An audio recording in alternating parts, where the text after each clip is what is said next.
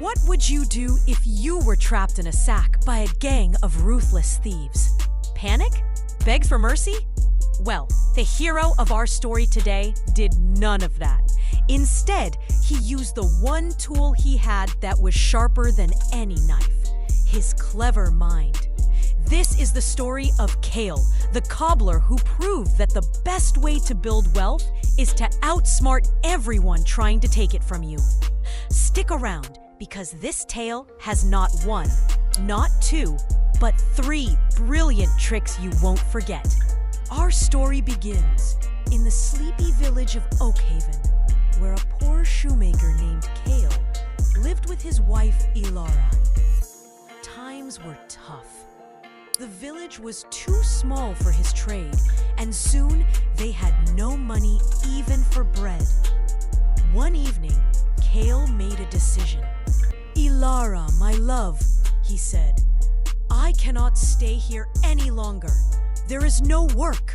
I must try my luck in the great city of Eldoria.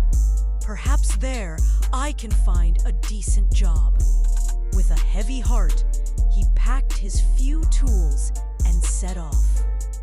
Arya. Soon, another customer called out. Then another. Kael worked tirelessly. He thought to himself, "If I keep working like this, I shall soon have enough to buy a donkey and return home a success." And so he did.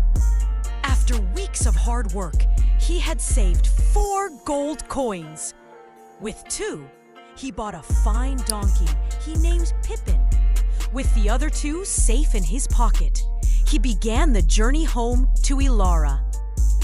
But his path led through the dark and whispering whisperwood. And in those shadows, he was spotted by a notorious band of thieves led by a brutish man named Rorik. "God save me," Kael whispered. "They'll take all I have." But Kael was clever. He did not panic. Instead, he hatched a plan. He quietly tied one of his gold coins to a string around Pippin's neck. The thieves surrounded him. "Out with your money, old man," Rorik growled. "I am but a poor cobbler," Kael pleaded. "I have nothing but this old donkey." Just then, Pippin shook his head, and the gold coin clinked to the ground. Rorik's eyes widened. "A liar! Where did a poor cobbler get a gold coin?" Kael pretended to be defeated. "All right, you've caught me. This is no ordinary donkey. This donkey creates gold." The thieves were astonished. "Sell him to us," they demanded. "Oh, I couldn't," Kael protested. "He's my livelihood." "We'll give you 50 gold coins for him," Rorik declared. Kael finally agreed, but with a warning. "Very well, but you must keep him with each of you for 1 day in turn, or you'll fight over the gold." The thieves agreed, paid him, and Kael hurried home, wealthier than he had ever dreamed. Meanwhile, back at the thieves' hideout, Rorik declared he would be the first to keep Pippin.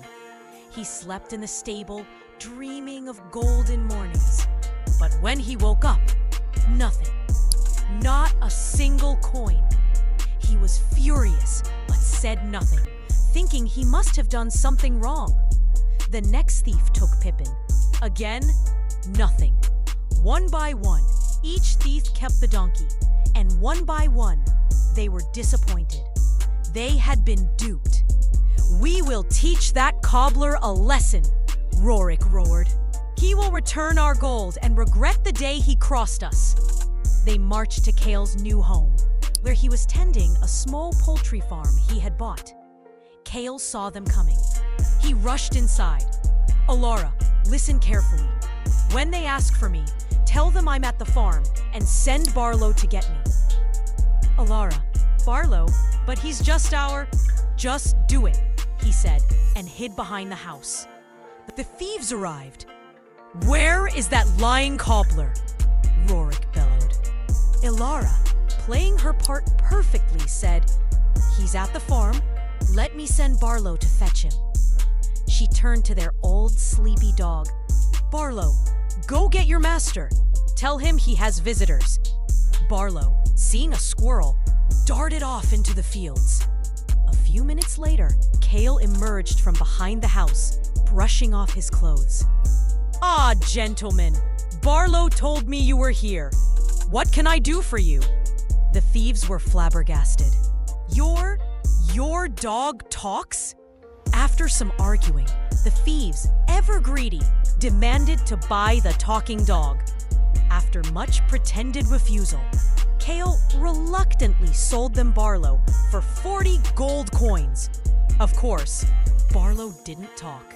The next day, when Rorik's daughter tried to send Barlow to fetch her father, the dog simply ran all the way back to Kael's farm.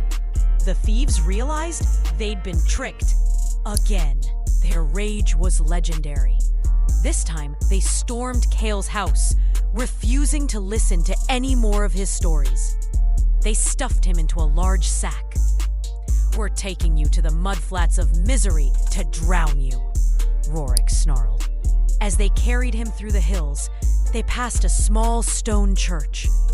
"It's too hot," one thief said. "Let's rest inside for a bit. He's not going anywhere." They left the sack by the roadside and went inside. Kael, trapped but not defeated, waited. Soon, he heard the cheerful whistling of a young swineherd named Finn, who was leading his pigs down the road. Kael began to shout, "I won't do it! I refuse! You cannot make me!" Finn rushed over. "Who's in there? What won't you do?" Kael cried. "They want me to marry the princess of Eldoria, but I love my wife Alara. I don't want to marry a princess." Finn laughed. "You're mad. I'd give anything to marry a princess and live in a castle." "Really?" said Kael. "Well then, it's your lucky day. Let me out and you can take my place." In a flash, Finn untied the sack, let Kael out, and climbed in himself. Kael tied the sack back up, took Finn's herd of pigs, and hurried home. When the thieves emerged, they threw the sack into the deep mud of the mudflats and left. On their way back, who did they see cheerfully walking down the road? Kael, with a herd of pigs. "How are you here?" they gasped. Kael beamed. "That mud is magical. It leads to a cave of treasure. The fall broke the sack open, and I found all this gold. These pigs are the guardians of the treasure. I'm just going back to get more." The thieves, blinded by greed once more, begged him to show them the way. "All right," said Kael, "but you must get in the sack to be blessed by the treasure spirits, or the gold will vanish." Without a second thought, all the thieves climbed into the sack. Kael tied it tightly, rolled it into the mud, and released the pigs, who happily began rooting and snorting around the trapped, shouting men. "Please, we surrender! We'll never bother you again!" they cried. Kael laughed.